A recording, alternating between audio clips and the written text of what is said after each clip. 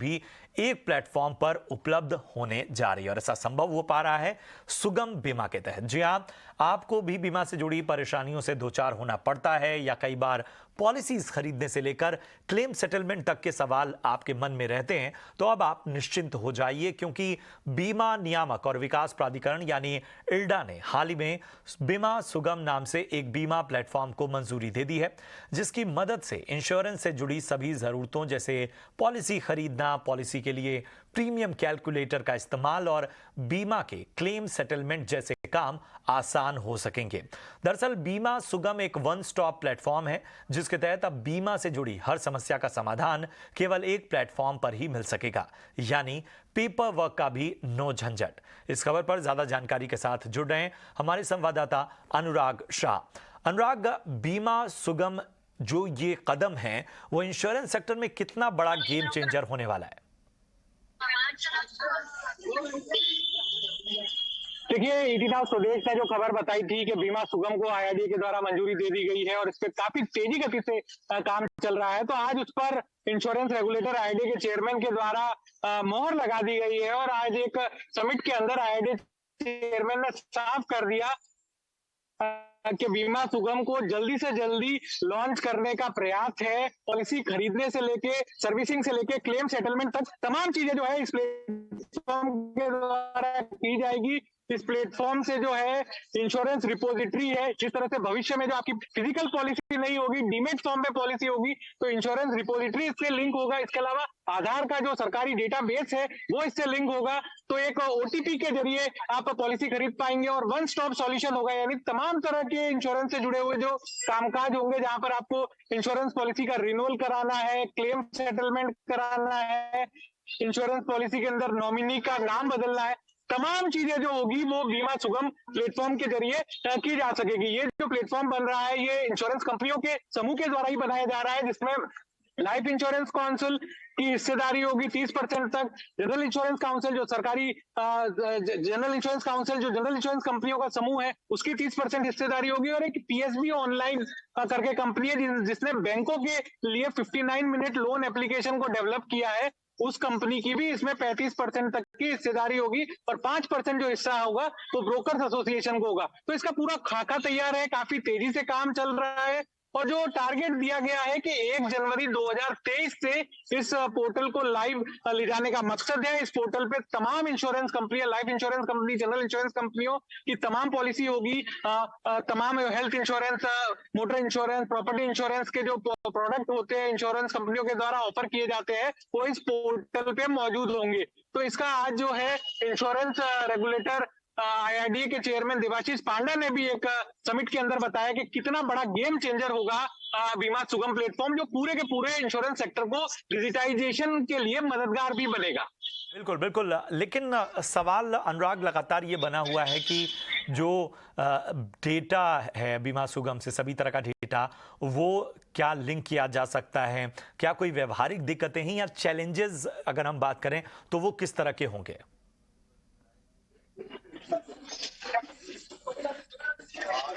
देखिए, ये जानकारों का मानना है कि इसमें कुछ तरह की चैलेंजेस हो सकती है क्योंकि काफी बड़ा पॉलिसी है जिसमें पुरानी पॉलिसी है, उन सबको इस प्लेटफॉर्म पे लिंक करना एक चुनौतीपूर्ण कार्य होगा, लेकिन इंश्योरेंस रेगुलेटर है वो पूरी तरह से कटिबद्ध है, पूरी तरह से डिटरमाइंड है कि वो उन्हें इस पूरे जो इंश्योरेंस सेक्टर का डिजिटाइजेशन करना है। इसलिए इंश्योरेंस कंपनियों को साफ निर्देश दिए गए हैं कि उनको जो अभी हाल ही में एक ड्राफ्ट नोटिफिकेशन भी जारी किया गया है जिसमें तमाम जो इंश्योरेंस पॉलिसी है, नई जारी जो इंश्योरेंस पॉलिसी होगी और जो पुरानी जो इंश्योरेंस पॉलिसी होगी उनको भी डीमटेरियलाइज किया जाएगा। तो उसके पीछे मकसद यही है कि जो पूरा का पूरा जो डिजिटाइजेशन के तौर पे इंश्योरेंस को ले जाना है, इंश्योरेंस सेक्टर को ले जाना है, तो वहां पर एक शुरुआती तौर पे कुछ डिस्ट्रप्शन आएगा, लेकिन जो एंड रिजल्ट है यानी लॉन्ग टर्म में जो उसके फायदे हैं वो काफी बड़े होंगे।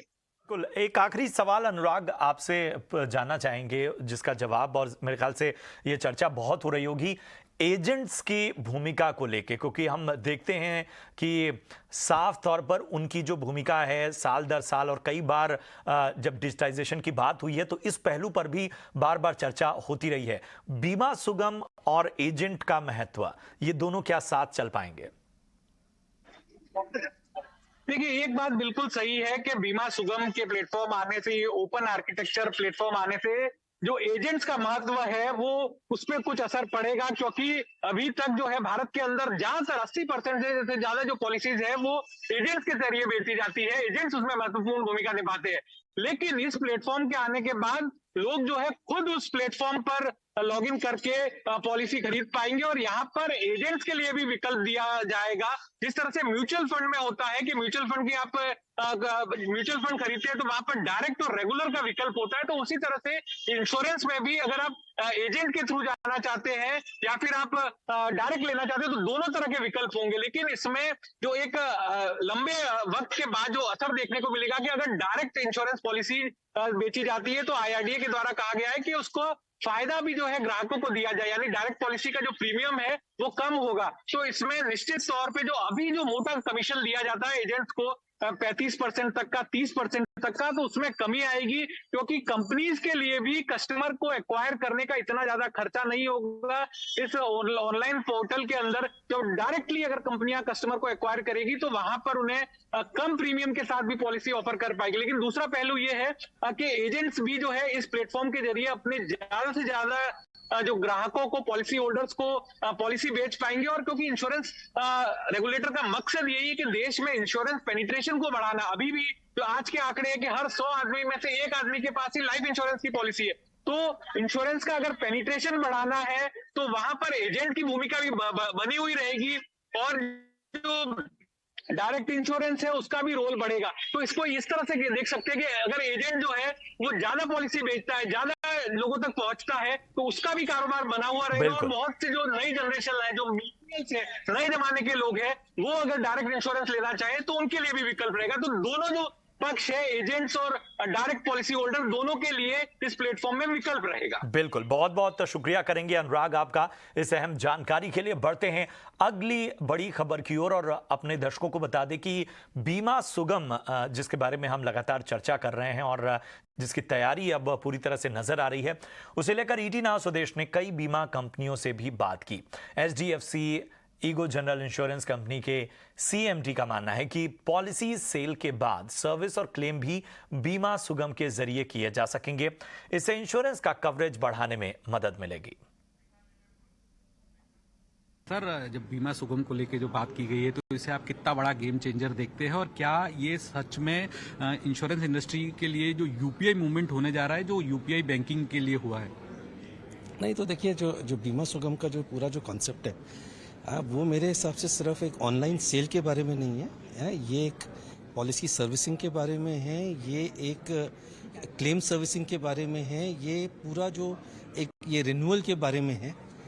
एंड इन तीनों चीज़ों को अगर आप देखेंगे तो ये मतलब पूरी इंडस्ट्री को एक डिजिटाइजेशन के नेक्स्ट लेवल पे लेके जाने के लिए, एक कंसिस्टेंट लेवल पे लेके जाने के लिए, कि भाई अगर रिन्यूअल रेट्स बढ़ेंगे तो पॉलिसी होल्डर को फ़ायदा होगा, टाइम से होगा। ये इसमें एक जो चीज़ जो हो रही है कि सारा जो पूरा जो डिजी लॉकर में पॉलिसीज जाने का है, और उसके बारे में भी है। सर, एक चीज़ आपने कही है कि हर जो देश के अंदर पेट्रोल भराने जाते हैं तो वहाँ पर भी अगर आपका इंश्योरेंस हो तो ही पेट्रोल दिया जाए, तो ये कितना फिजिबल लगता है? और इस तरह का कोई सुझाव आपके द्वारा दिया गया है क्या रेगुलेटर को या सरकार को? क्योंकि अगर ये होता है तो देश से जो अनइंश्योर्ड व्हीकल है पूरी तरह से हट जाएंगे। नहीं, तो अगर आप देखें तो आज हम लोग बॉम्बे में रहते हैं। बॉम्बे में पुलिस आपकी गाड़ी के रजिस्ट्रेशन नंबर से उसको पता है कि आपका कितना चालान हुआ है। तो आज डिजिटाइजेशन के एरा में सारी इन्फॉर्मेशन है। सवाल ये है कि एक तरफ हमने कहा कि भाई इंश्योरेंस मैंडेटरी है, बट दूसरी तरफ उसका हमें एग्जीक्यूशन को अलग लेवल पे लेके जाना है। अब कैसे एग्जीक्यूट करें? तो अगर हम फास्ट टैग के थ्रू, आज आप हाईवे पे नहीं चला सकते हैं अगर फास्ट टैग नहीं है। अगर भाई हर गाड़ी को पेट्रोल या डीजल चाहिए, अगर हम उसके थ्रू इन मीडियम से हम इंश्योर करें, और मैं ये नहीं कह रहा हूँ कि हम पॉलिसी होल्डर को इनकन्वीनियंस करें कि आज रिन्यूअल डेट है तो आज ही, वो नहीं है। हम 3 महीने का टाइम दे दें, 4 महीने का टाइम दे दें, this will take up the insurance. So हमें कुछ चीज़ें थोड़े से अलग ढंग से सोचनी होंगी, क्योंकि अब जो भी हमने पिछले सालों में किया है उसके बावजूद 50% ही इंश्योरेंस पेनिट्रेशन है मोटर में। So we'll have to think out of the box. हमने इसको we have also been discussing with the regulator on some of this things. बढ़ते आगे, छोटे शहरों और गांवों में भी बीमा को लेकर जो अवेयरनेस बढ़ी है वो इंश्योरेंस सेक्टर के लिए उम्मीदें बढ़ाने वाली खबर है। यूनाइटेड इंडिया इंश्योरेंस ने सितंबर महीने में 15% प्रीमियम ग्रोथ दर्ज की है। कंपनी के चेयरमैन सत्यजीत त्रिपाठी से बात की हमारे सहयोगी अनुराग ने। उन्होंने कहा कि पिछले 1 साल में कंपनी ने रूरल सेक्टर में जो फोकस बढ़ाया है ये उसका नतीजा है।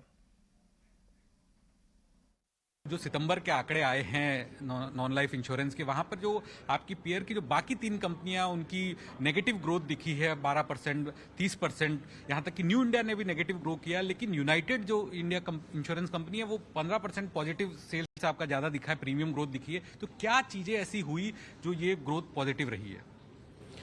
देखिए, मैं बाकी इंश्योरेंस कंपनी के बारे में तो कमेंट कर ही नहीं सकता। यूनाइटेड के बारे में मैं यही कहूँगा कि हमारी जो एफर्ट्स है मार्केट में अपनी प्रोडक्ट्स को लोगों को समझाए और उनके पास ज़्यादा से ज़्यादा हम अपनी पहुंच बढ़ाएं और जितना भी हो सके हम बियॉन्ड टायर 2 सिटीज़ भी आगे जाएं, रूरल एरिया में जाएं और अपने प्रोडक्ट्स बेचें, उसकी हमें अच्छी लाभ हो रही है। और ये हमारी जो प्रयास रही है ये ऑलमोस्ट लास्ट ईयर से ही चालू हुई है। इसकी इफेक्ट अभी हमारी बुक्स में देखा जा रहा है, बट ये एफर्ट्स हमारे सारे क्षेत्रीय कार्यालय की ऑफिसर्स ने और अपनी डिविजनल ऑफिस, ब्रांच ऑफिस में जितने भी ऑफिसर्स हैं, ये सारे जगह पे अपनी प्रोडक्ट्स जो है वो आगे बेचने के लिए काफ़ी प्रयास किए हैं और उसकी लाभ हमें अभी मिल रहा है। सर, तो क्या आपने ऑफिस रेशनलाइजेशन भी किया गया है तो उसका कुछ फायदा मिल रहा है? क्योंकि पहले जो होता था कि ब्रांच ऑफिस है वो डीओ आरओ को रिपोर्ट करती थी, अब डायरेक्ट जो है आरओ को ही रिपोर्ट किया है, तो वहां पर किस तरह का रेशनलाइजेशन किया है और उसमें कितनी खर्चों में भी कटौती हुई है? मैं यही कहूँगा कि ऑफिस रैशनलाइजेशन का मेन कारण यही था कि हमने जहाँ पे ये देखा है कि ऑफिस एक प्रॉफिट सेंटर नहीं रहा है, क्लोज प्रॉक्सिमिटी में 2 या 3 ऑफिसेस हैं, एक ही बिल्डिंग में 2 ऑफिसेस हैं, तो वो सारे चीज़ को कटौती करके उसको नंबर्स कम किए गए हैं। उसके हिसाब से हमें लगभग 12 से 15 करोड़ रुपया की वार्षिक बचत हो रही है।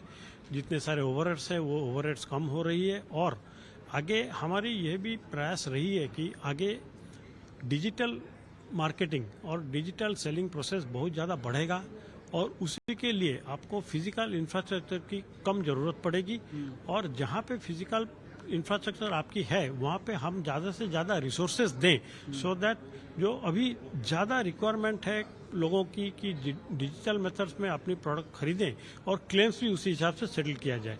तो जब ये मैटर सारे ऑनलाइन हो सकती है और डिजिटल प्रोसेस में सेटल किया जा सकता है तो फिजिकल इंफ्रास्ट्रक्चर की इतनी ज़रूरत नहीं है। जहाँ पे रखा गया है वहाँ पे रिसोर्स को और स्ट्रेंथन किया जा रहा है। बढ़ते आगे, अब बात भारत की ग्रोथ रेट को हौसला देने वाली खबर की। एफआईआईज के निवेशकों के लगातार पैसे निकासी के दौर में आज आए एसआईपी निवेश के आंकड़े हौसला बढ़ाने वाले हैं। एसआईपी पर रिटेल निवेशकों का भरोसा लगातार बढ़ता जा रहा है। सितंबर महीने की अगर हम बात करें तो निवेश 12,976 करोड़ के स्तर पर पहुंच गया है। यह लगातार 5वां महीना है जब एसआईपी में निवेश में नया रिकॉर्ड कायम किया गया है। अगस्त महीने के मुकाबले सितंबर में एसआईपी में 282 करोड़ ज्यादा निवेश रहा। ज्यादा जानकारी के साथ मेरे सहयोगी शरद दुबे जुड़ चुके हैं। शरद, वाकई ये आंकड़े एक तरह से उत्साहजनक हैं और एसआईपी में जो निवेशकों का भरोसा है उसे और ज्यादा मजबूत करते हुए। शानदार एम्फी की डेटा आई है सितंबर के महीने में और एसआईपी की आंकड़े की बात करें तो रिकॉर्ड हाई लेवल्स पे एसआईपी आया है। 12,976 करोड़, ऑलमोस्ट 13,000 करोड़ रुपए का जो है एसआईपी सितंबर के महीने में आया और ये लगातार 5वें महीने है जहां पे 12,000 करोड़ का जो आंकड़ा है उसको पार किया एसआईपी के आंकड़े। इसके अलावा जो है नेट आउटफ्लोज की बात करें तो लगातार 2 मंथ्स की जो इनफ्लोज के बाद जो है ओवरऑल आउटफ्लो दिखा है 41,404 करोड़ रुपीस का। ऑफ कोर्स ये जो आउटफ्लो हुआ है क्योंकि रिडम्पशंस देखने मिले हैं आपके लिक्विड फंड्स में, ड्यूरेशन फंड्स में, उसके कारण जो है इम्पैक्ट देखने मिला है। लेकिन जो इक्विटी सेगमेंट की बात करें तो लगातार 19 स्ट्रेट मंथ में जो है इक्विटी इन्फ्लोज देखने मिली है। अब ऑफ कोर्स इक्विटी इन्फ्लोज अपने 3 मंथ हाई पे हैं, लगभग 14,100 करोड़ का है। लास्ट मंथ ये आंकड़ा जो था अराउंड 6,120 करोड़ का था। अब एयूएम्स की बात करते हैं तो आपके दोनों टोटल एयूएम ले लीजिए बाजार का या इक्विटी एयूएम ले लीजिए, दोनों अपने रिकॉर्ड स्तर पे हैं। टोटल AUM लगभग 40 लाख करोड़ का है और इक्विटी AUM भी लगभग 15 लाख करोड़ का जो आंकड़ा है वहाँ पे पहुँची है। न्यू फंड ऑफर्स भी आए थे जहाँ पे 8,370 करोड़ का जो है कैपिटल रेज हुआ था म्यूचुअल फंड इंडस्ट्री में और 21 नए स्कीम लॉन्च हुए थे। और इसके अलावा अगर सेगमेंट वाइज बात करें तो सारे इक्विटी सेगमेंट में इन्फ्लोज देखने मिली है। लार्ज कैप, मिड कैप, अब स्मॉल कैप, फ्लेक्सी कैप, ये सारे कैटेगरीज में मंथ ऑन मंथ बेसिस से और ज़्यादा ग्रोथ देखने मिली है। और एक इम्पॉर्टेंट बात ये भी कह दूं कि जो सेक्टोरल थेमैटिक इंडिसेस है यहाँ पर भी 4,000 करोड़ का इन्फ्लो देखने मिला है। तो ओवरऑल कह सकते हैं बहुत स्ट्रॉन्ग सेट ऑफ नंबर्स और रिटेल नंबर्स SIP की जो है सितंबर के मंथ में देखने मिली है। बहुत शुक्रिया करेंगे शरद आपका इस अहम जानकारी के लिए। बढ़ते हैं आगे। TCS के दूसरी तिमाही के नतीजे अनुमान से बेहतर रहे हैं। कंपनी का मुनाफा पहली बार 10,000 करोड़ के पार हो गया है। नतीजों की पूरी डिटेल्स दे रही हैं हमारी सहयोगी पूजा त्रिपाठी। जी, बहुत ही शानदार क्वार्टर रहा ये और पहली छमाही जो कंपनी ने क्लोज की शानदार नंबर्स के साथ की और हम जो अनुमान कर रहे थे हर पैरामीटर पर नंबर अनुमान से बेहतर नजर आ रहे हैं और मुनाफे में जो 10,000 करोड़ का माइलस्टोन था वो कंपनी ने पहली बार पार किया। हालांकि ये अनुमान हम कर रहे थे लेकिन अनुमान से भी बेहतर आंकड़े मुनाफे के फ्रंट पर देखने को मिले। अगर डॉलर टर्म्स में बात करें तो आई में करीब 1.5% की ग्रोथ हुई। हम 1% के बढ़त के आसपास का अनुमान कर रहे थे।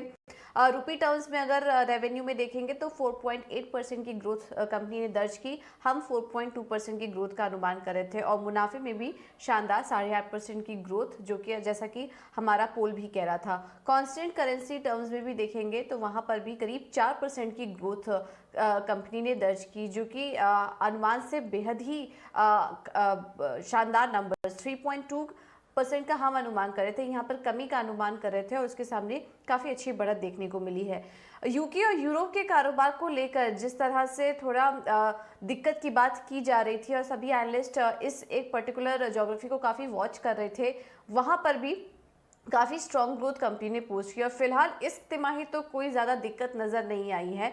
और यूके के बुक में भी अगर हम देखेंगे तो करीब 14.8% की ग्रोथ कंपनी ने दर्ज की। यूएस के कारोबार में भी 76.6% की ग्रोथ दर्ज हुई है। हम आपको बता दें कि कंपनी के बुक में ज़्यादातर जो आय से योगदान आता है वो यूरोप कारोबार से आता है। इसके अलावा इनके वर्टिकल परफॉर्मेंस भी हर फ्रंट पर अच्छा रहा जिसमें कि रिटेल ग्रोथ काफ़ी अच्छी रही। रिटेल बुक की बात करें तो 22.9% की ग्रोथ वहाँ पर देखने को मिली है और ऑर्डर बुक भी काफ़ी अच्छी हैं। डील पाइपलाइन और आगे की गाइडेंस को लेकर मैनेजमेंट कमेंट्री पर आगे नजर रहेगी, लेकिन ओवरऑल अगर कुल मिला के बात करें तो काफ़ी स्ट्रॉन्ग क्वार्टर आज की कंपनी की तरफ से। बढ़ते हैं आगे और अब बात कर लेते हैं आज के बाजार की। हफ्ते के पहले कारोबारी दिन IT और रियल्टी शेयरों के दम पर बाजार में रिकवरी नजर आई। फिर भी बाजार हल्की गिरावट पर बंद हुए। निफ्टी दिन के निचले स्तर से करीब 200 अंक सुधरकर 17,241 पर बंद हुआ। सेंसेक्स में 200 अंकों की गिरावट नजर आई। निफ्टी बैंक 85 और मिड कैप इंडेक्स 297 अंक गिरकर बंद हुए। दिन भर बाजार में वैसे कैसे रही हलचल बताने के लिए मेरे साथ जुड़े हैं मेरे सहयोगी डिम्पी काला। डिम्पी, बताएं आज के बाजार का कैसा रहा हाल? आज मार्केट के लिए रिकवरी का दिन था आज, क्योंकि हमने गैप डाउन किया और करीब 17,000 के बेहद करीब जाके मार्केट ने अपना लो भी टेस्ट किया और बैंक निफ्टी ने आज 38,500 का अपना लो टेस्ट किया। दोनों उसके लो टेस्ट होने के बाद मार्केट में सेकंड हाफ अच्छी रिकवरी का था। इनफैक्ट ये रिकवरी फर्स्ट हाफ से शुरू हो गई थी बट गति ज़्यादा तेज़ी से और सेकंड हाफ में मार्केट ने ली है। आप एडवांस डिक्लाइन का नंबर जो अपनी स्क्रीन पर देख पा रहे होंगे, शुरुआत में जब सुबह एडवांस डिक्लाइन का नंबर आया था तो करीब 1,300 शेयर डिक्लाइंस के थे, लेकिन बाद में जो हमको बढ़त वाले शेयर्स थे वो सिर्फ 200-250 थे, तो ये 3 गुना हुआ, 2 गुना तक हो गए। तो इसका मतलब यह है कि निचले स्तर से जो रिकवरी आई उसमें काफ़ी सारे शेयर्स ने अपना पार्टिसिपेशन किया और अपने आज के लॉसेस को ख़त्म किया, आगे बढ़े वो आगे। आ जाते हैं जरा निफ्टी के आज के टॉप गेनर्स कौन कौन से बने। अगर आज आप निफ्टी को देखेंगे तो निफ्टी को जो स्ट्रेंथ दे रहे थे शेयर्स, उसके अंदर एक्सिस बैंक के अंदर काफ़ी अच्छी मजबूती थी। ये 2-2.5% ऊपर जाके बंद हुआ और एक्सिस बैंक ने न केवल निफ्टी को बल्कि बैंक निफ्टी को भी काफ़ी मजबूत किया। TCS के नंबर होंगे तो ठीक नंबर से पहले TCS काफ़ी अच्छा चला, 0.25% ऊपर है। मारुति सुजुकी ने भी आज वापस से स्पीड पकड़ी है और एक कैपिटा और शेयर HDFC लाइफ, इसके अंदर भी अच्छी मजबूती आई है। आईटी में टीसीएस के अलावा जो दूसरा बड़ा शेयर जो इसकी वेटेज थी वो था इन्फोसिस, वो भी बकायदा हरे निशान में बंद हुआ है। अब आ जाते हैं निफ्टी के टॉप लूजर्स पे, आज किसके शेयर ने नुकसान हमको बना के दिया है। अगर आप पे देखें तो टाटा मोटर्स पे जो रिपोर्ट आई उसने शेयर को कमजोर किया, हीरो मोटोकॉर्प भी टूटा रहा, हालांकि इसके ई व्हीकल्स जो आए हैं बाद में मार्केट में चर्चा चल रही है कि थोड़ा महंगा है।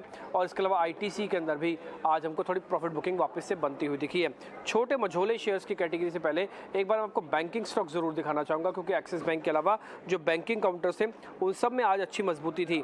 आईडीएफसी फर्स्ट में, एसबीआई भी आज चलते चलते लास्ट में वो हरे निशान में जाके बंद हुआ। तो निफ्टी बैंक के अंदर आज की क्लोजिंग 39,000 के ऊपर है। ये आईडीएफसी अपनी देख पा रहे हैं स्क्रीन पे, आईडीएफसी फर्स्ट बैंक, एसबीआई और एक्सिस बैंक, ये तीन बैंक ने अच्छी बढ़त दिखाई है। और अगर आप दिखा पाएं तो एक आईसीआईसीआई बैंक की भी आज गिरावट है और बेहद कम है, मामूली से सिर्फ 80 पैसे के नुकसान के साथ आज आईसीआईसीआई बंद होता हुआ दिखा, यानी कि रिकवरी हमको बैंकिंग में भी काफ़ी अच्छी आई है। छोटे मझोले शेयर्स की कैटेगरी में देखेंगे तो इसका भी रिटर्न काफ़ी आपको बेहतर आते हुए दिखा है। इसी कैटेगरी में अगर आप स्टॉक्स देख रहे हैं तो कैस्ट्रॉल इंडिया, माइंड ट्री, एम&एम और टाटा केमिकल्स जैसे शेयर्स काफ़ी अच्छे चलते हुए दिखे। ये छोटे मझोले शेयर्स की कैटेगरी में आज के बढ़ने वाले सबसे अच्छे शेयर्स बने हैं। आ जाते हैं टॉप लूजर्स की कैटेगरी में। इसमें अगर आप देखें तो इंडिया बुल हाउसिंग के अंदर आज आपको प्रेशर देखने को मिला। वरुण बेवरेजेस, धानी और साथ ही डॉक्टर लाल पैथलैब, ये कुछ एक शेयर थे जो मिड कैप कैटेगरी में आज लाल निशान में थे। बहुत शुक्रिया करेंगे डिम्पी आपका इस अहम जानकारी के लिए। बढ़ते हैं अगली खबर की ओर। कार्नेलियन कैपिटल एडवाइजर्स के फाउंडर विकास खेमानी ने ईटी नाउ स्वदेश से खास बातचीत में कहा कि भारत में इन्वेस्टमेंट साइकिल की शुरुआत हो चुकी है। कैपिटल गुड्स और मैन्युफैक्चरिंग सेक्टर में निवेश के मौके हैं। देखिए, ये आपके उद्देश्य पर निर्भर करता है। अगर आप डे ट्रेडर हैं, अगर आप शॉर्ट टर्म में नजर रखते हैं तो वो तो उसका कुछ कहना बहुत मुश्किल है। शॉर्ट टर्म में अंडर परफॉर्मेंस, आउट परफॉर्मेंस बहुत कुछ हो सकता है। पर अगर आप देखेंगे तो मीडियम टर्म और लॉन्ग टर्म में जो शेयर मार्केट का, कैपिटल मार्केट का परफॉर्मेंस होता है वो इकोनॉमिक परफॉर्मेंस के साथ काफी हद तक मिरर करता है। और जो ये आज आपने जैसे कहा कि जो इतने लोग सीईओज आ रहे हैं, इंडिया में एफडीआई का निवेश बढ़ रहा है, सब इंडिया की तारीफ कर रहे हैं, सब लोग बोल रहे हैं कि भारत एक विश्व में सर्वाधिक ग्रोथ करने वाला और काफी स्टेबल मार्केट है, काफी प्रॉमिसिंग मार्केट है। ये कोई एक एक्सीडेंट नहीं है, ये कोई सडनली इंडिया के प्रति प्यार नहीं जागा है किसी का।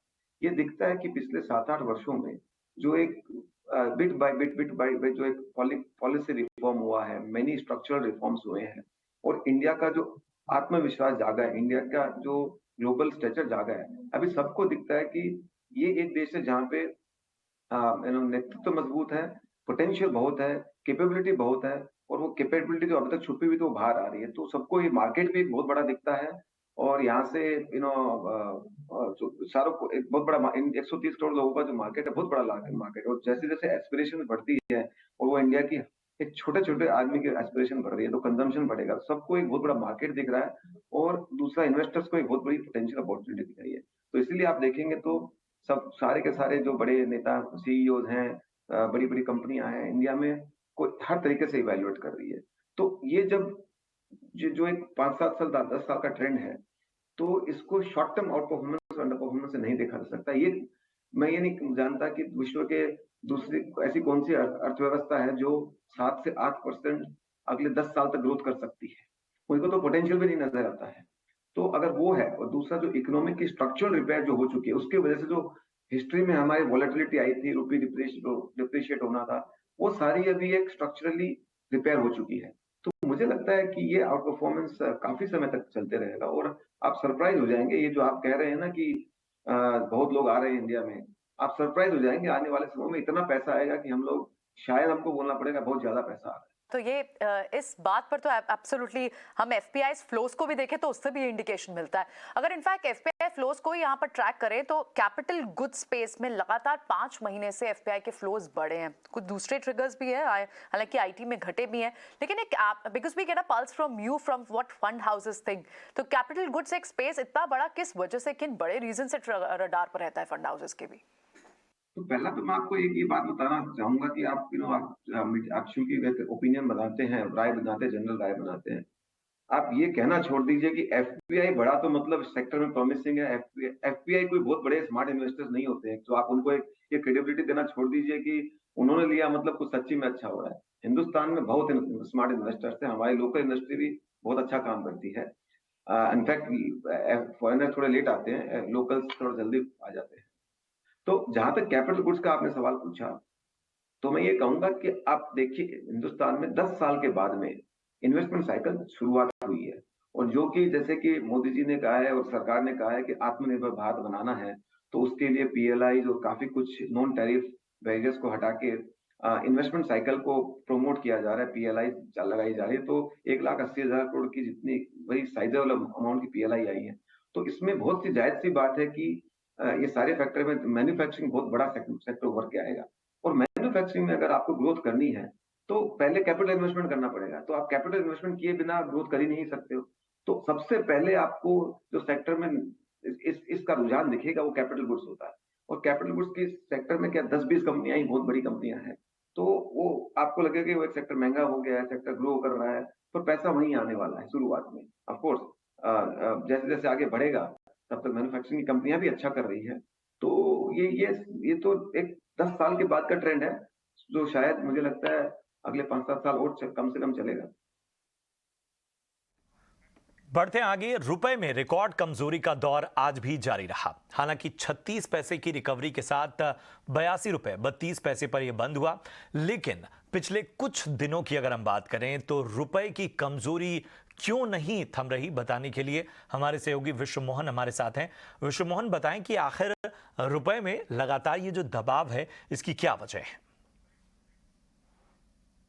देखिए, सबसे बड़ी वजह तो आप यही कह सकते हैं कि क्रूड में जिस तरह से तेज़ी आई है और ओपेक का उत्पादन घटाने का फैसला हुआ है, उसके बाद से क्योंकि हम नेट इंपोर्टर है, बड़े इंपोर्टर है, तो हमें अब उसी क्रूड को खरीदने के लिए ज़्यादा डॉलर चाहिए होगा। तो इंपोर्टर्स की तरफ से डॉलर की डिमांड बढ़ रही है। और जिस तरह से पिछले हफ्ते हमने देखा था यूएस की जॉब रिपोर्ट जो आए थे, बेरोजगारी लगातार वहाँ पर अब कम हो रही है, स्ट्रॉन्ग जॉब के नंबर्स आ रहे हैं, उससे लग रहा है कि फेड जो अपना रुख आगे चल के नरम कर सकता था, लेकिन अब उम्मीद ऐसी नहीं लग रही कि हाल फिलहाल में फेड की तरफ से नरमी आएगी और ब्याज दरें आगे भी बढ़ेंगी। ब्याज दरें अगर यूएस में बढ़ते हैं तो डॉलर और भी ज़्यादा मजबूत होगा और रुपया कमज़ोर होगा, और यही वजह है कि डॉलर में देखिए वापस से तेज़ी आ गई है। डॉलर इंडेक्स 113 के करीब फिर से आ गया है। तो ये तमाम ऐसे फैक्टर्स हैं जो रुपए पर दबाव बन रहा है, और उसकी वजह अब ये हो रही कि बॉन्ड यील्ड भी वहाँ ऊपर जा रहे हैं, एफआईआईज की बिकवाली वापस से इंडियन इक्विटीज़ मार्केट में शुरू हो चुकी है। तो ये सारे फैक्टर्स हैं जो मिलकर रुपए पर दबाव बना रहे हैं।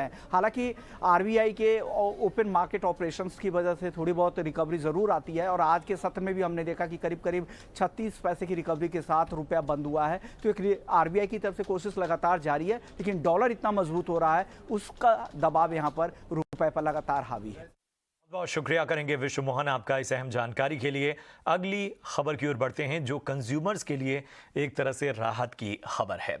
कच्चे माल की कीमतों में आई कमी से एफएमसीजी कंपनियों ने साबुन की कीमतों में कटौती की है। ज्यादा जानकारी के साथ हमारी सहयोगी विन्नी मोतीवाला मौजूद हैं। विन्नी, बताएं कि ये कितना जो कमी है दाम में किस तरह की नजर आ रही है इस पूरी खबर के जरिए। और finally FMCG companies finally price reduction ले रहे हैं, प्राइस कम कर रहे हैं अपने प्रोडक्ट्स के। स्पेशली स्टार्ट हो रहा है एचयूएल और जीसीपीएल से। ऑब्वियसली हम लोग देख रहे हैं कि जो पाम ऑयल प्राइसेस है, जिसका मेन इंग्रेडिएंट है सोप्स के लिए, उसमें हमने काफ़ी रिडक्शन देखी हुई है लास्ट 6 महीने में। और उसकी बात करें तो लास्ट 6 महीने में पाम ऑयल प्राइसेस रिड्यूस हुआ है 46%, लास्ट 1 ईयर में रिड्यूस हुआ है ऑलमोस्ट 30% से प्राइसेस। तो इसकी वजह से जो बेनिफिट कंपनीज को मिल रहा है, अब वो फाइनली पास ऑन कर रहे हैं कंज्यूमर्स को। अभी एचयूएल ने बताया है कि उन्होंने, एचयूएल जीसीपीएल दोनों ने जो प्राइस कट लिए वो है रेंज ऑफ अराउंड 15% तक की लेवल की प्राइस कट लिए हुए हैं। और एचयूएल ने प्राइस कट लिए अपनी ब्रांड्स लाइफ बॉय और लक्स में। वहाँ पे प्राइस रेंज की कट जो है वो है 5% to 11%। वाल गोदरेज कंज्यूमर्स ने जो प्राइस कट ली है वो उन्होंने गोदरेज वन, उसकी जो ब्रांड है, वहाँ पे भी प्राइस कट ली है उन्होंने। तो वहाँ पे जो रिडक्शन है वो है around level of 13 to 15%।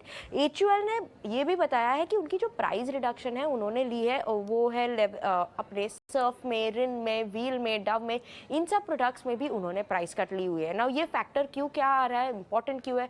Price cut की वजह से क्या होगा, अभी जो वॉल्यूम्स सबड्यूड थी एफएमसीजी कंपनीज की, वो थोड़ी इंप्रूव हो जाएगी, वो वॉल्यूम्स को ड्राइव करेगी, क्योंकि काफ़ी कंज्यूमर्स नहीं ले रहे थे क्योंकि प्राइस कट की वजह से जो प्रोडक्ट्स, अब वो वापस आ जाएंगे। और Q2 में भी काफ़ी सारी एफएमसीजी कंपनीज ने अपने ऑपरेशनल अपडेट में हाईलाइट की थी कि रूरल में भी जो वीकनेस चल रही थी, तो ये सपोर्ट करेगी रूरल वीकनेस को भी आगे जाते हुए।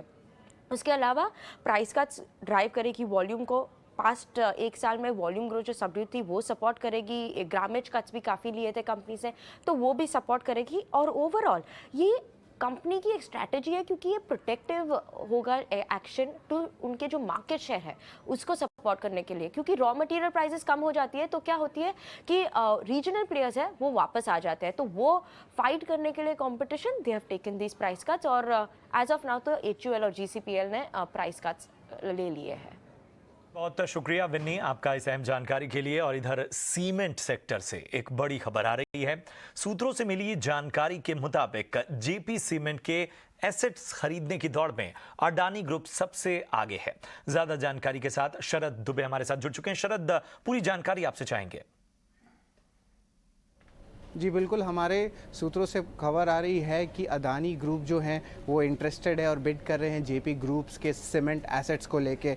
अब याद रखिएगा कि कंपनी जो है अदानी ग्रुप ऑलरेडी एक्वायर कर रहे सीमेंट स्पेस पे एक्विजिशन ACC और अंबुजा में देखने मिले हैं। और JP ग्रुप जो है खुद NCLT में है और उनकी जो डेट लेवल्स है 25,000 करोड़ रुपए के लिए है। और आज ऑफकोर्स 2 अहम बोर्ड मीट्स भी चल रहे हैं जहाँ पे डाइवेस्टमेंट इनिशिएटिव्स जो है डिस्कस करने वाले JP ग्रुप की 2 कंपनियाँ JP एसोसिएट्स और JP पावर को लेके।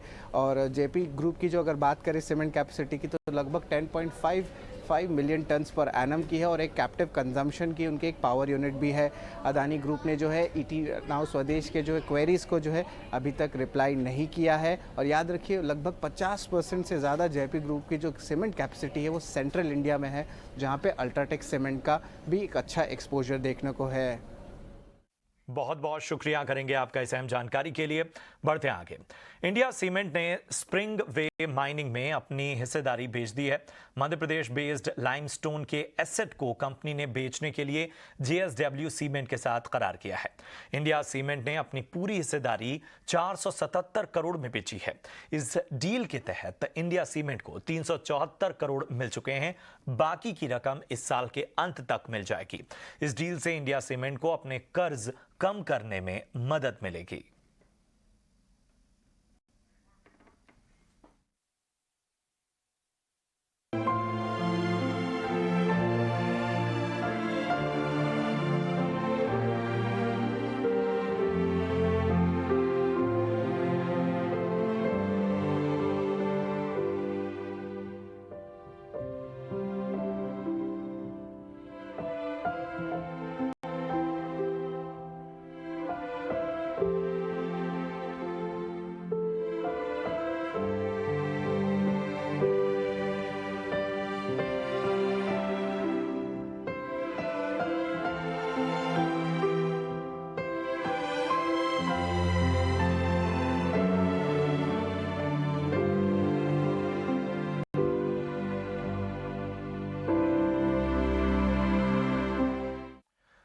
और इन तस्वीरों के जरिए आपने देखा कि कैसे एक युग जो कह सकते हैं समाजवादी पार्टी और जिस तरह से समाजवाद की विचारधारा है उसमें मुलायम सिंह के निधन के बाद एक अध्याय का अंत हुआ है। जी हाँ, देश में समाजवादी आंदोलन के एक अध्याय के खत्म होने की समाजवादी पार्टी के संस्थापक यूपी के पूर्व CM और देश के रक्षा मंत्री रह चुके मुलायम सिंह यादव की इस दुनिया से रुखसत होने की आज पूरा देश आज गवाह बना। और लंबे समय से वो बीमार चल रहे थे। मुलायम सिंह यादव ने आज सुबह गुरुग्राम के मेदांता अस्पताल में अंतिम सांसें ली। यूरिन इन्फेक्शन की वजह से उन्हें 22 अगस्त को मेदांता अस्पताल में भर्ती कराया गया था। 2 अक्टूबर से उन्हें लगातार वेंटिलेटर पर रखा गया था। उनका अंतिम संस्कार कल उनके गांव सैफई में किया जाएगा। वहीं जानकारी के मुताबिक मुलायम सिंह के अंतिम संस्कार में PM नरेंद्र मोदी भी शामिल होंगे। इसके अलावा यूपी के CM योगी आदित्यनाथ, रक्षा मंत्री राजनाथ सिंह भी उनके अंतिम संस्कार में शामिल होंगे। नेताजी सबके प्रिय थे। बहुत लंबा समय उन्होंने देश के लिए राजनीतिक और सामाजिक दोनों दृष्टिकोण से अपना जीवन समर्पित किया। उत्तर प्रदेश और वास्तव में तो पूरे देश के लिए बहुत बड़ी क्षति है उनका सरल स्वभाव, काफ़ी प्यार करते थे, मुझे भी उनका आशीर्वाद सानिध्य मिलता रहता था। उनके देहांत का हमें सबको बहुत दुख है। भगवान उनकी शांति को, उनकी आत्मा को शांति दे। मुलायम सिंह यादव जी के निधन पर बहुत ही अफसोस है। एक बहुत बड़े दिग्गज नेता देश ने खोए हैं और उनका अपना एक रोल रहा है भारत की राजनीति में और विशेष रूप से उत्तर प्रदेश की राजनीति में। उन्होंने हमेशा गरीबों और अल्पसंख्यकों और बैकवर्ड की सेवा की है, उनकी खिदमत की है, उसको कभी भूला नहीं जा सकता। और हमारी तरफ से भी मुलायम सिंह यादव को भावपूर्ण श्रद्धांजलि। और अब बात पीएम मोदी के गुजरात दौरे की करते हैं। पीएम मोदी ने भरूच को 9,460 करोड़ रुपए की विकास परियोजनाओं की सौगात दी है। पीएम ने गुजरात के जामनगर में भी 1460 करोड़ की परियोजनाओं का उद्घाटन किया। इसके साथ ही पीएम 11 अक्टूबर को भी अहमदाबाद में कई परियोजनाओं का लोकार्पण और शिलान्यास करेंगे। इसके बाद पीएम उज्जैन पहुंचकर श्री महाकालेश्वर मंदिर जाएंगे और कल शाम श्री महाकाल लोक राष्ट्र को समर्पित करेंगे।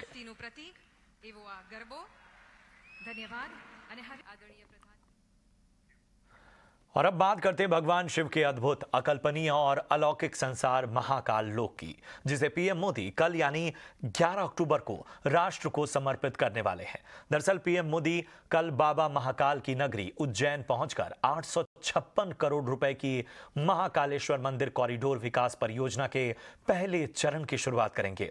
उज्जैन में बना 900 मीटर से ज्यादा लंबा ये कॉरिडोर महाकाल लोक भारत अब तक बने ऐसे सबसे बड़े गलियारों में से एक है। बता दें कि ये कॉरिडोर पुरानी रुद्र सागर झील के पास है, जिसे प्राचीन महाकालेश्वर मंदिर के आसपास पुनर्विकास परियोजना के हिस्से के रूप में पुनर्जीवित किया गया है।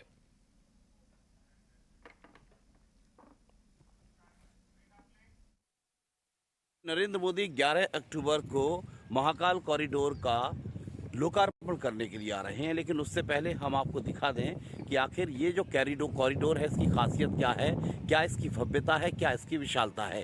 खासतौर पर देखा जाए तो जो काशी विश्वनाथ कॉरिडोर है उससे भी 4 गुना ज़्यादा एरिया में ये फैला हुआ है। और यहाँ जो विशेष आकर्षण के पॉइंट्स हैं वो सबसे पहले ये नंदी द्वार है, जहाँ से भक्तगण प्रवेश करेंगे। उसके बाद आप देखेंगे कमल तालाब नीले कलर का आपको नज़र आ रहा होगा, उसके बगल में एक सप्तऋषि प्रांगण है, फिर उसके पीछे रुद्र तालाब है जिसे खूबसूरती से सजाया गया है, उसके आसपास ही ये पूरा कॉरिडोर डेवलप किया गया है। और ये जो पाथ है जिसे हम महाकाल पाथ कहेंगे, 108 पिलर लगाए गए हैं, जिसमें तांडव की आनंद मुद्रा में तांडव की जो मूर्तियां हैं। बढ़ते आगे और अब बात करते हैं आसमानी आफत की। जो रवानगी की दहलीज पर मानसून खड़ा था वो अब आफत बन गया है। देश भर के ज्यादातर राज्यों में प्रचंड रूप बारिश का नजर आ रहा है। दिल्ली, एनसीआर, उत्तर प्रदेश, हरियाणा समेत कई राज्यों में बीते कई दिनों से बारिश का दौर जारी है। बात करें राष्ट्रीय राजधानी दिल्ली की तो बीते 3 दिनों से दिल्ली लगातार भीग रही है। यहाँ जोरदार बारिश हो रही है। अक्टूबर में दिल्ली में बारिश ने 15 साल का रिकॉर्ड तोड़ा है। इस बीच मौसम विभाग की ओर से आज और कल के लिए उत्तर प्रदेश, दिल्ली, हरियाणा और महाराष्ट्र और गुजरात समेत देश के कई राज्यों के लिए भारी बारिश का अलर्ट जारी किया गया है। वहीं बेमौसम बारिश से फसलों को काफी नुकसान पहुंचा है।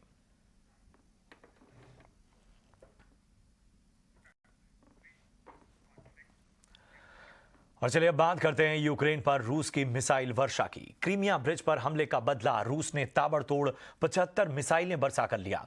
आज सुबह रूस की तरफ से यूक्रेन पर एक के बाद एक 75 मिसाइल दागे गए। इन धमाकों में यूक्रेन का पारकोवी ब्रिज तबाह हो गया। रूस के राष्ट्रपति व्लादिमीर पुतिन ने इसे यूक्रेन की आतंकी हरकत का करारा जवाब दिया, लेकिन यूक्रेन के राष्ट्रपति जेलेंस्की ने यूक्रेन नहीं झुकने देने की बात दोहराई। इसके साथ ही जेलेंस्की ने G7 की अध्यक्षता कर रहे जर्मनी के चांसलर ओलाफ शोल्ज से बात की। यूक्रेन पर रूसी हमले के बीच कल G7 की आपात बैठक बुलाई गई है। Українки, ранок важкий, маємо справу з терористами, десятки ракет, іранські шахіди. У них 2 мішені, енергооб'єкти по всій нашій державі.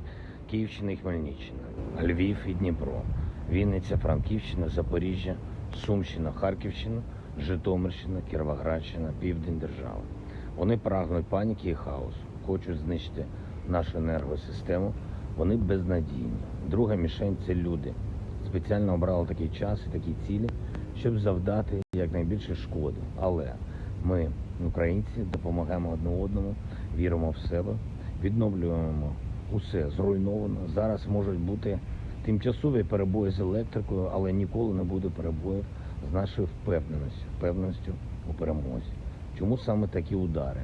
Ворог хоче, щоб ми злякалися, щоб люди побігли, але бігти ми можемо тільки вперед і демонструємо це на полі бою. Так буде і надалі. Працюють зараз рятувальники, працюють наші ППО. Вже на зараз 38 повітряних цілей збито. Сьогодні будьте, будь ласка, в укриттях. Завдяки बढ़ते आगे। कर्नाटक के हाल के दिनों में ग्रोथ और तरक्की की एक नई इबारत लिखी है, खासकर gender diversity, financial inclusion, education, skills, technology और मैन्युफैक्चरिंग में नई ऊंचाइयों को छुआ है। कर्नाटक सरकार अपनी फ्लैगशिप ग्लोबल इन्वेस्टर्स मीट 2022 के जरिए उद्योग जगत के साथ मिलकर बिल्ड फॉर द वर्ल्ड की थीम पर इनोवेशनल सस्टेनेबिलिटी, इक्विटी और रीसिलियंस पर काम करना चाहती है। कर्नाटक ने डिजिटल सुनामी के दौर में सेक्टर फोकस्ड क्लस्टर के जरिए फाइनेंशियल इंक्लूजन के क्षेत्र में पूरे देश को रास्ता दिखाया है। जेंडर समानता मानव विकास का एक बड़ा मुद्दा है। कर्नाटक में महिलाओं की तरक्की का मतलब उनके लिए बराबरी के मौके मुहैया कराना, उन्हें सामाजिक, राजनीतिक और तमाम उनके अधिकारों के प्रति जागरूक बनाना है। उनके सशक्तिकरण और जेंडर न्याय की दिशा में कोशिशों के बिना ये मुमकिन नहीं है। कर्नाटक ने इस दिशा में कदम बढ़ाया है। कर्नाटक सरकार का लक्ष्य उनके आर्थिक, राजनीतिक और सामाजिक स्थिति को सुधारना है। इस साल ग्लोबल इन्वेस्टर्स मीट 2 से 4 नवंबर को होने जा रही है। इस मौके पर दुनिया भर के उद्योग और दूसरे क्षेत्रों के दिग्गज इसमें शिरकत करेंगे। इस कार्यक्रम का मकसद युवाओं के बिजनेस आइडियाज को हकीकत का रूप देना है। ये ऐसा मौका है जिससे देश के स्टार्टअप कल्चर को और बढ़ावा मिलेगा, दुनिया की इकोनॉमी में बड़ा योगदान आएगा। इस ग्लोबल इन्वेस्टर्स मीट में राज्य के विश्व प्रसिद्ध कलाकार भी शिरकत करेंगे। अगर आप भी इस मीट में शामिल होना चाहते हैं तो www.investkarnataka.co.in पर जाकर लॉगिन करके खुद को रजिस्टर कर सकते हैं। Equity here we are looking at use that every section of society should participate in the economic development. So we are looking at, say, the gender parity here in participation. We are looking at social weaker section of the society participating. Also, we are looking at that how we can bring development across the length and breadth of the state. बढ़ते आगे। अब दिल्ली की रातें खत्म नहीं होंगी, बल्कि ये रातें रहेंगी बाकी, क्योंकि यहाँ की नाइट लाइफ भी अब मुंबई की तरह ही 24/7 गुलजार होने वाली है। जाते जाते आपको छोड़ जाते हैं इसी खास रिपोर्ट के साथ।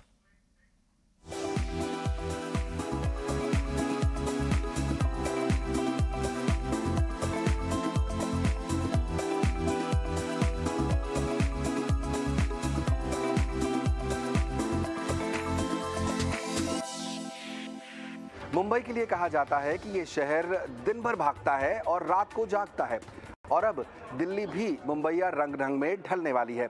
दिवाली से पहले दिल्ली की नाइट भी गुड नाइट होने वाली है और अब यहाँ की नाइट लाइफ भी जगमग जगमग जगमगाने वाली है। आखिर क्या होने वाला है दिल्ली में, सबसे पहले समझते हैं इस खास रिपोर्ट में।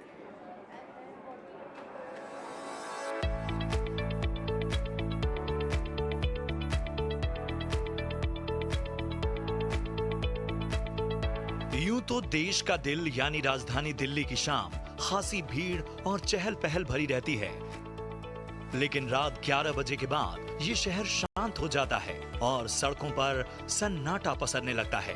लेकिन इस शहर के उलट मुंबई है। जैसे जैसे शाम ढलती है, रात जमा होने लगती है और आधी रात के बाद मुंबई जाग जाती है। और अब मुंबई की तरह दिल्ली वाले भी नाइट लाइफ का मजा ले सकेंगे। दरअसल दिल्ली के एलजी वीके सक्सेना ने बड़ा फैसला लिया है, जिसके बाद अब रात में भी होटल, रेस्टोरेंट समेत 314 प्रतिष्ठान खुल सकेंगे, जिनमें केपीओ और बीपीओ के अलावा होटल, रेस्टोरेंट, खाना, ऑनलाइन डिलीवरी करने वाली दुकानें, दवाएं, लॉजिस्टिक्स और दूसरी आम जरूरत की चीजें, ट्रैवल और ट्रांसपोर्ट सेवा इसमें शामिल हैं। और इसके साथ ही इन जरूरी सामानों की ऑनलाइन डिलीवरी भी हो सकेगी। वहीं रात भर खुलने वाले इन प्रतिष्ठानों में कई की डिमांड साल 2016 से पेंडिंग पड़ी हुई थी। Amazon इंडिया उन आवेदकों में से एक है जिन्होंने 3 साल पहले दिल्ली में 24 घंटे कारोबार करने के लिए आवेदन किया था और अब जाकर इसे मंजूरी मिली है। और इस लेट लतीफी को लेकर राज्यपाल ने श्रम विभाग पर नाराजगी भी जताई। अब सिर्फ Amazon इंडिया ही नहीं, दिल्ली में व्यापारी दिन रात डिलीवरी कर सकेंगे, जिससे दिल्ली में नाइट लाइफ कल्चर को बढ़ावा मिलेगा। हालांकि इसमें श्रम और सुरक्षा आदि की शर्तें लागू होंगी। राज्यपाल के इस फैसले से रोजगार के अनुकूल कारोबारियों को बढ़ावा मिलने की उम्मीद है। इससे आर्थिक विकास की गति तेज होगी। इससे दिल्ली में नाइट लाइफ कल्चर को बढ़ावा मिलेगा। वहीं इस फैसले के बाद रोजगार के मौके भी बढ़ने की उम्मीदें हैं। एलजी की माने तो ईज ऑफ डूइंग बिजनेस के लिए ये जरूरी कदम है। ईटी नाउ स्वदेश।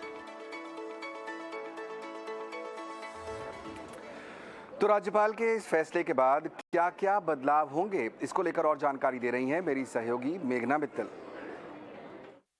जी, अब अगले हफ्ते से ही दिल्ली की 300 से ऊपर तरह के जो बिजनेसेस हैं वो 24/7 ओपन रहेंगे। ये क्योंकि एलजी ने जो ऑर्डर पास कर दिया है एग्जेम्पशंस का, उसके चलते 300 से ऊपर तरह के जो बिजनेसेस हैं वो अब 24/7 ओपन रह सकते हैं। जैसे कि लॉजिस्टिक्स कंपनीज हो गए, बीपीओज हो गए, मेडिकल शॉप्स हो गए, रेस्टोरेंट्स हो गए, ईटरीज हो गई, इन सबको इसका फ़ायदा मिलेगा। जो एलजी ने जो अप्रूव करा है exemption Delhi shops and establishment act में, उसके चलते ये बिजनेसेस को लेकिन अप्लाई करना पड़ेगा एग्जेम्पशंस के लिए। और उन्होंने ये भी कहा है कि 1 हफ्ते के अंदर इसका नोटिस इशू हो जाना चाहिए। तो ये एक बड़ा जो पूरे रेस्टोरेंट्स के लिए भी, ईटरीज के लिए भी, पूरे बिजनेसेस के लिए एक अच्छा स्टेप रहेगा। कंज्यूमर्स के लिए भी, क्योंकि उनको मेडिकल जो शॉप्स हैं वो भी अब 24/7 ओपन मिलेंगी। जो जॉब्स हैं उस पर भी काफ़ी फ़र्क पड़ेगा, क्योंकि शॉप्स को भी स्टाफ चाहिए रहेगा 24/7 अपना जो बिज़नेस है वो ओपन रखने के लिए। एम्प्लॉयमेंट में भी इम्प्रूवमेंट आने की उम्मीद है इससे। और कंज्यूमर्स को तो फ़ायदा मिलेगा ही, क्योंकि हम जानते हैं फेस्टिव सीज़न भी आने वाला है। तो इससे जैसे कि आप देख सकते हैं मार्केट के बीचों बीच हम लोग खड़े हुए हैं और काफ़ी भीड़ ऑलरेडी अभी इस समय भी दिख रही है। फेस्टिव सीज़न के चलते ये भीड़ दिन पर दिन बढ़ने ही वाली है। इसलिए जो ये डिसीजन आया है केवल अगले हफ्ते से ही ये इम्प्लीमेंट हो जाएगा और जो सारे 300 से ऊपर टाइप के जो बिजनेसेस हैं वो सारे ओपन रह पाएंगे अब अगले हफ्ते से। तो 24 घंटे 7 दिन दिल्ली में कारोबार हो पाएगा, लेकिन लोग कितना खुश हैं या तैयार हैं और कारोबारियों को इस फैसले से क्या लगता है, आइए वो भी सुन लेते हैं एक बार उन्हीं की जुबानी। ये अच्छा रिएक्शन है जी, लोगों को सुविधा है जो नाइट शिफ्ट करते हैं कि लेट नाइट जॉब कर सकते हैं। They can also enjoy the restaurants and different जो एलजी साहब ने पास किया उसको एंजॉय कर सकते हैं। और सुविधा है सबको। कोई लेट नाइट आता है घर में, कोई एयरपोर्ट से आता है तो उनको रेस्टोरेंट खुले मिलते हैं या दुकानें खुली मिलती हैं। कोई इमरजेंसी, मेडिकल शॉप तो पहले भी अलाउड थी और उसमें आपको अप्लाई करना पड़ता है, बट जो चीज़ें उन्होंने और ऐड करी हैं अच्छा है। ये अच्छे हित में है, व्यापार भी मिलेगा, लोगों को काम भी मिलेगा, हर चीज़ का फ़ायदा है इसमें। Very excited. अच्छा इनिशिएटिव है एलजी का। एक तो हमारे जैसे लोगों को अगर जब टाइम नहीं मिलता और एक टाइमलाइन थी पहले, तो नाउ अगर रात को भूख लगती है तो तब भी आप आ सकते हो एंड इन एस्टैब्लिशमेंट से खाना मंगवा सकते हो। तो ये इनकी सेल्स के लिए भी अच्छा है, हमारे लिए भी अच्छा है। प्लस जो एग्रीगेटर्स है स्विगी और एग्रीगेटर्स हैं उनकी सेल भी बढ़ेगी। सो अच्छा इनिशिएटिव है। It gives us more flexibility ताकि किसी भी time we can get food और हम जा सकते हैं या इनको विजिट कर सकते हैं एट पर आवर कन्वीनियंस। तो अच्छा मूव है, और भी स्टेट्स में होना चाहिए। नहीं, एक तरह से ठीक निर्णय है रात को अगर दुकान खोले, क्योंकि दिल्ली की जो लाइफ है वो नाइट लाइफ ज़्यादा है। लोग रात को घूमना ज़्यादा पसंद करते हैं, क्योंकि मैं भी पुरानी दिल्ली से बिलोंग करता हूँ, तो रात में ही लोग ज़्यादा घूमते हैं और रात के लोग ज़्यादा बिलोंग करते हैं। काफ़ी फूडी हैं लोग जो रात को निकलते हैं और वहाँ पर ये अच्छा एक फ़ैसला है कि 24 आवर्स काम कर सकेंगे। इससे रोज़गार भी बढ़ेगा जनता के लिए और आसानी भी रहेगी। और वैसे भी मिनिमम दिल्ली की जो लाइफ है नाइट लाइफ वो ज़्यादातर ओपन ही रहती है, क्योंकि लेट नाइट तक बंद होती है और अर्ली मॉर्निंग खुल जाती है। तो ऐसा लग रहा है कि दिल्ली के लोगों को तो ये फैसला पसंद आ रहा है। नाइट लाइफ की अपॉर्चुनिटी बढ़ेगी, रोजगार के मौके बढ़ेंगे, फ्लेक्सिबिलिटी की बहुत इंपॉर्टेंट बात यहाँ पर एक दिल्ली वासी ने कही। ये सारे इंपॉर्टेंट फैक्टर्स तो हैं, लेकिन इंडस्ट्री को कितना फायदा होने वाला है? सुरक्षा जो कि हमेशा दिल्ली के लिए एक बड़ा सवाल रहता है, उसके लिए वहाँ की जो एजेंसीज हैं वो कितनी तैयार हैं? कुछ ऐसे ही सवालों के जवाब हम पूछेंगे हमारे खास मेहमानों से। मेरे साथ कार्यक्रम में शामिल हो रहे हैं अशोक कुमार अग्रवाल जी, जो नेशनल प्रेसिडेंट हैं इंडियन इंडस्ट्रीज एसोसिएशन के, और साथ ही साथ शामिल हो रहे हैं NN राव साहब, जो कि फॉर्मर DCP हैं दिल्ली पुलिस के। आप दोनों का बहुत बहुत स्वागत। अशोक जी, सबसे पहले मैं आपसे पूछूंगा, ये फैसला लिया गया यहाँ पर LG की तरफ से कि अब दिल्ली में जो है 24 घंटा 7 दिन जो है काम हो पाएगा, कितना फायदा मिलेगा इंडस्ट्री को? देखिए, बहुत अच्छी बात है। इस तरह का जो फैसला लिया जाना, देश में लिया गया फैसला और दुरुस्त लिया गया फैसला है। इसको और जल्दी लिया जा सकता था, लेकिन अब इसके साथ साथ सरकार की कुछ जिम्मेदारियां भी बढ़ जाएंगी। रात को जब इंडस्ट्री चलेगी, रात को जब कस्टमर का आवागमन होगा, लॉजिस्टिक आवागमन होगा, तो निश्चित रूप से सुरक्षा के लिए भी सरकार को देखना पड़ेगा। ये बहुत ज्यादा अच्छी बात है, क्योंकि सारा पैसा एक ही टाइम में रहता था। इससे हमारी एयर क्वालिटी भी खराब होती थी, सारे ट्रांसपोर्ट एक साथ चलते थे। अब हम इसको डिवाइड भी कर सकते हैं और निश्चित रूप से रोजगार के अवसर तो बढ़ेंगे। दुनिया में इस तरह की और पहले से जगह एक्सपेरिमेंट किए जा रहे हैं और सक्सेसफुल हो रहे हैं। दिल्ली में भी बेहतर रहेगा, कोई नुकसान की बात नहीं है। बस थोड़ी सी बात इतनी सी है कि हम लोगों को सुरक्षा के बारे में ध्यान रखना पड़ेगा और रात को किस तरह से ट्रांसपोर्टेशन मिल पाएंगे। क्या रात को सरकार मेट्रो चलाने का विचार करेगी, क्या रात को बसें और चलाने का विचार करेगी, ये गवर्नमेंट को देखना है। लेकिन निश्चित रूप से एक अच्छा फैसला है, हमारी MSME को जरूर फायदा मिलेगा और हम लोग इसका स्वागत करते हैं। राव साहब, आपको भी चर्चा में शामिल करते हैं। काफ़ी समय आपने लंबा दिल्ली में बिताया है, आपने लॉ एंड ऑर्डर की सिचुएशन वहाँ समझी है। एक बड़ा जो सवाल उठाया जा रहा है इस फैसले के बाद LG के, कि इंडस्ट्री को तो फ़ायदा होगा, बहुत अच्छी बात है, लेकिन क्या दिल्ली सुरक्षित है? पिछले कई सालों में हम देख रहे हैं कि स्थिति बेहतर हुई है लॉ एंड ऑर्डर की, लेकिन आज जब ये फैसला लिया गया है, आपको लगता है कि दिल्ली तैयार है? रात को जो लोग काम करने जाएंगे या जो लोग अपना कारोबार बढ़ाने जाएंगे या जो कस्टमर होंगे वो बाहर निकलेंगे, उनके लिए दिल्ली सुरक्षित है? देखिए, ये जो फैसला लिया गया सरकार की तरफ से, ऐसे फैसले को इम्प्लीमेंट करना पुलिस की जिम्मेवारी है और लॉ एंड ऑर्डर की जिम्मेवारी भी पुलिस की रहती है। तो किसी वजह से अगर ऐसा कुछ कोई प्रॉब्लम आई तो हम दिल्ली पुलिस के जितने भी ऑफिसर्स और कर्मचारी हैं सब तत्पर रहते हैं, ऐसा कुछ है नहीं। और हर किसी भी चैलेंज का सामना किया है दिल्ली पुलिस ने। तो ये अगर ऑर्डर सरकार की तरफ से है तो हम बीइंग गवर्नमेंट सर्वेंट और पब्लिक सर्वेंट, हमारी ये ड्यूटी बनती है कि जो सरकार के फैसले उसको इम्प्लीमेंट तरीके से कराएं, और अगर कोई इस रास्ते में कोई लॉ एंड ऑर्डर की प्रॉब्लम आती है उसको ठीक से हैंडल करें और सिचुएशन को सॉल्व करें। तो मैं नहीं समझता हूँ कोई प्रॉब्लम। डेफिनेटली थोड़ी बहुत जो नई चीज आएगी, ये नाइट लाइफ की बात आई है तो नाइट में लोग मूवमेंट करेंगे तो थोड़ी बहुत दिक्कत आएगी, लेकिन हाँ, पुलिस अपने को मैनेज कर लेगी, शिफ्ट वाइज ड्यूटी लगाएगी। रात में ड्यूटी अभी कुछ कम होती है, वो ज्यादा बढ़ जाएगी। वो डिपेंड करता है कि कौन से एरिया में कितनी रिक्वायरमेंट है, वो इस हिसाब से पुलिस की readjustment, reallocation of staff deployed है वो हो जाएगा। और मैं समझता हूँ थोड़ी प्रॉब्लम तो जरूर आएगी, लेकिन इसको मैं दिल्ली पुलिस की तरफ से मैं समझता हूँ कि ये डेफिनेटली कोई न कोई इसको प्रॉब्लम इसको आएगी नहीं, हैंडल करने में सक्षम है।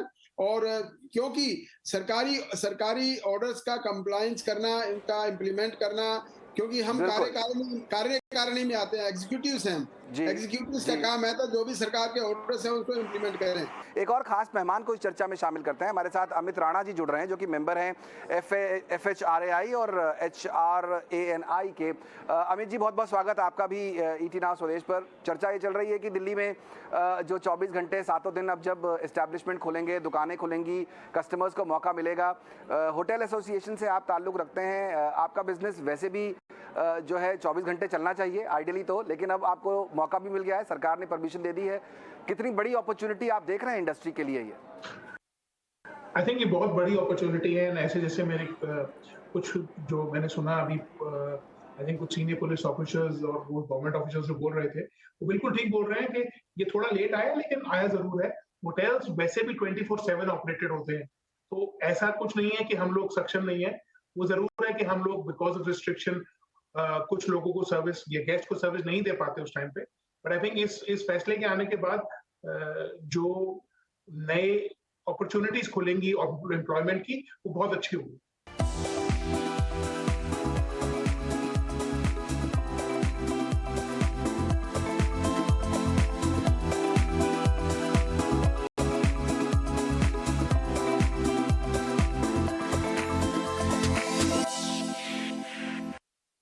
बाजार की पिच पर पैसे तभी बनेंगे जब आपकी टाइमिंग हो परफेक्ट। कब करना है बाई और कब करना है सेल। निफ्टी टिका हुआ है, बैंक निफ्टी सपोर्ट कर रहा है और मार्केट के अंदर रोटेशन हो रहा है। फ्यूचर में क्या होंगे आपकी कमाई के ऑप्शंस?